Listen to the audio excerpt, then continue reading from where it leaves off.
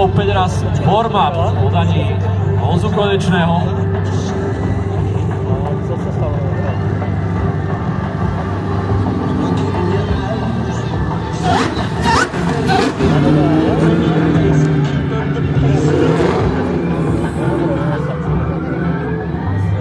A Jan Novotný, teda na základe tej prvej jazdy, ktorej získal 75 bodov.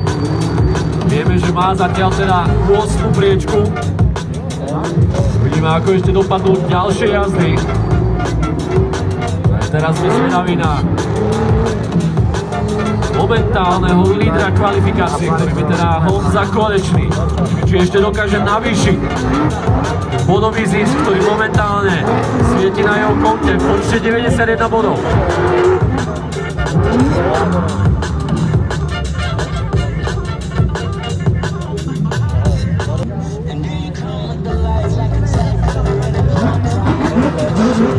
Máme tu už ostrú jazdu, číslo 2. Honzu Konečného, veľmi pekne a vysoko na betónoch, ale pravdepodobne nie až tak ako v predchádzajúcej jazde.